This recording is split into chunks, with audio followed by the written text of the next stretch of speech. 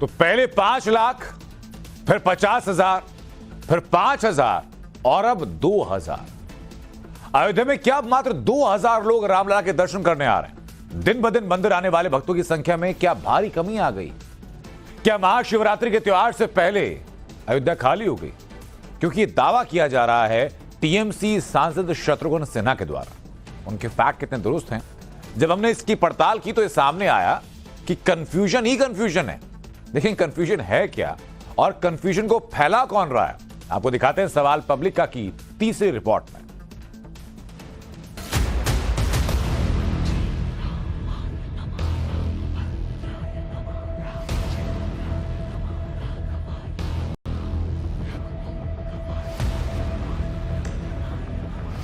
और 24 घंटा जय श्री राम जय श्री राम जय श्री राम, वो सब ठीक है, मगर आपके जेब से रोज पैसा छीना जा रहा है, निकाला जा रहा है, आप भूखे मर रहे हो।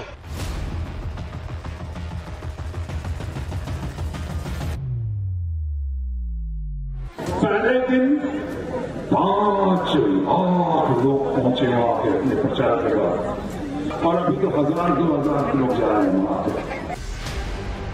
एक कह रहा है कि 24 घंटे जय श्री राम करने के बाद आप भूखे मर रहे हो, और 24 घंटा जय श्री राम जय श्री राम जय श्री राम, वो सब ठीक है, मगर आपके जेब से रोज पैसा छीना जा रहा है, निकाला जा रहा है, आप भूखे मर रहे हो।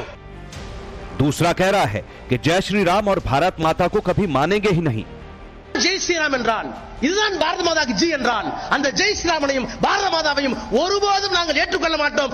एक कह रहा है कि अब राम मंदिर में 1,000 से ज्यादा की भीड़ ही नहीं पहुंच रही। पहले दिन 5 लाख लोग पहुंचे वहां पे अपने प्रचार के बाद, और अभी तो 1,000-2,000 लोग जा रहे हैं वहां पे। तो एक कह रहा है कि अयोध्या का राम मंदिर ही अपवित्र है। ঠিক তেমনি ওই যে রাম মন্দির তৈরি হয়েছে, আমি মনে করি অপবিত্র রাম মন্দিরেতে। भगवान राम के विरोध का साइड इफेक्ट क्या होता है? 24 के चुनाव से पहले इंडी गठबंधन इसे अच्छी तरह महसूस कर रहा है, पर समझ नहीं रहा। जिसने भी रामलला का विरोध किया, उसी का विरोध कर दलों के दल प्रधानमंत्री नरेंद्र मोदी के साथ मिल गए। पर यह बात इंडी गठबंधन के नेताओं को शायद समझ में नहीं आ रही। तभी तो देश का मूड बिना समझे, बिना पढ़े बयान पर बयान दिए जा रहे हैं। प्रभु राम और मंदिर के नाम पर टोटल कंफ्यूजन फैलाने का खेल चल रहा है, और आज हम इस पूरे कंफ्यूजन को फैलाने वालों का फैक्ट चेक करेंगे। एक एक तथ्यों के साथ बताएंगे कि राम मंदिर पर कैसे झूठ और भ्रम फैलाया जा रहा है। कंफ्यूजन फैलाने वालों में सबसे पहला नाम आ रहा है राहुल गांधी का। राहुल गांधी अपनी भारत जोड़ो न्याय यात्रा को लेकर देश भर में घूम रहे हैं। राहुल कहते हैं कि लोग 24 घंटे जय श्री राम कह रहे हैं और भूखे मर रहे हैं। आप 2-3%, 4%, 5% जनरल कास्ट के गरीब लोगों को जोड़ दो, इनका इस देश में कुछ नहीं बचा। इनको बस या थाली बजानी है या मोबाइल फोन दिखाना है, घंटा बजाना है, ताली बजानी है और भूखा मरना है। आप सो गए हो, आपने बात मान ली, आप हार मान गए, और 24 घंटा जय श्री राम जय श्री राम जय श्री राम, वो सब ठीक है, मगर आपके जेब से रोज पैसा छीना जा रहा है, निकाला जा रहा है, आप भूखे मर रहे हो। पर जब राहुल गांधी ये कह रहे थे तो वो ये बताना भूल गए कि नीति आयोग के द्वारा जारी किए गए डेटा के मुताबिक पिछले 9 साल में देश के 25 करोड़ लोग गरीबी से बाहर आए हैं। हर दिन मोदी सरकार ने 75,000 लोगों को गरीबी से बाहर निकाला है। राहुल ये बताना भूल गए कि देश के 80 करोड़ लोगों को मोदी सरकार मुफ्त राशन बांटती है। राहुल गांधी की बातें सुनकर लगता है कि भारत से ज्यादा गरीब और दयनीय स्थिति वाला देश कोई दूसरा है ही नहीं। पर क्या राहुल गांधी जानते हैं कि मोदी सरकार ने भारत में हर दिन 2 नए कॉलेज खोले, हर हफ्ते 1 नई यूनिवर्सिटी खोली, हर दिन 55 पेटेंट और 600 ट्रेडमार्क रजिस्टर हुए, हर दिन 1.5 लाख मुद्रा लोन बांटे गए, हर दिन 37 नए स्टार्टअप बने, हर दिन 16,000 करोड़ की यूपीआई ट्रांजैक्शन हुई, हर दिन 3 नए जनौषधि केंद्रों की शुरुआत हुई, हर दिन 14 किलोमीटर रेलवे ट्रैक का निर्माण हुआ, हर सेकंड 1 नल से जल का कनेक्शन दिया गया। जाति का मुद्दा उठाते उठाते जब राहुल गांधी प्राण प्रतिष्ठा में पहुंचे मेहमानों पर टिप्पणी करते हैं, अमिताभ बच्चन और ऐश्वर्या राय पर व्यक्तिगत हमले करते हैं, तो उनके भाषण सुनने वाली पब्लिक नाराज हो जाती है। और नाराजगी कैसे जाहिर करती है वो भी देखिए।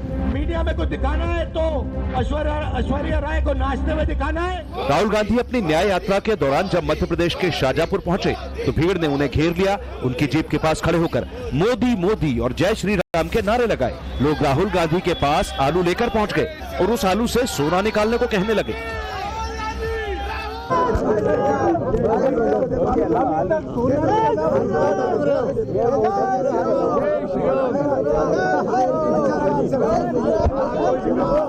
राम लहर को ना समझ पाने और ना पढ़ पाने में कितनी बड़ी भूल इंडिया अलायंस के नेता कर रहे हैं, उसकी एक झलक यूपी और हिमाचल के राज्यसभा चुनाव में दिखाई दी।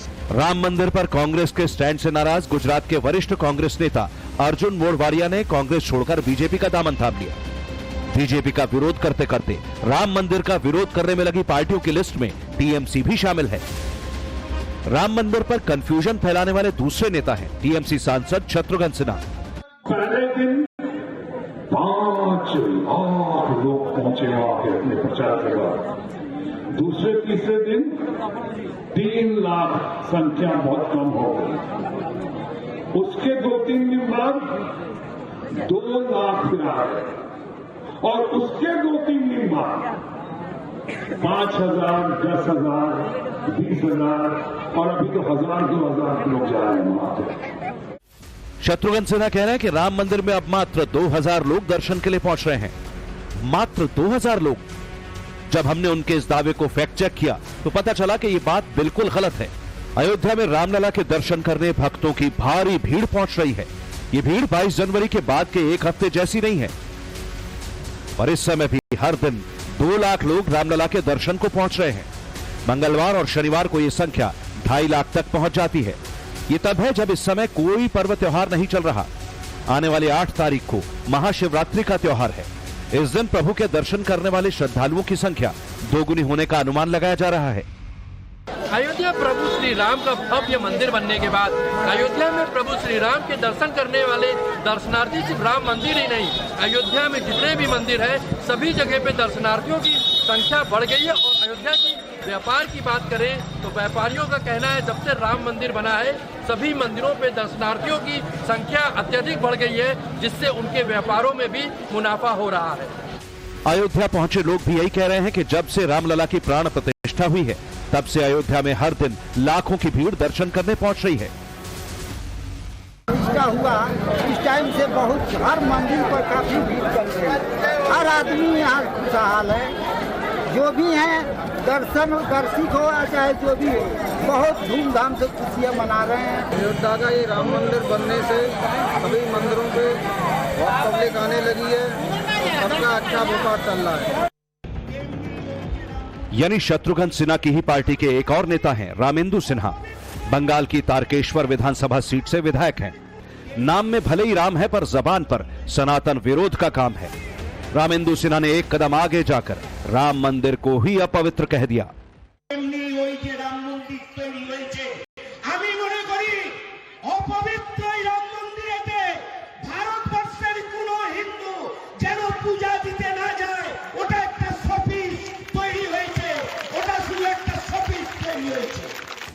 राम मंदिर अपवित्र है, शो पीस है, कोई हिंदू वहां ना जाए, कोई हिंदू वहां पूजा ना करे।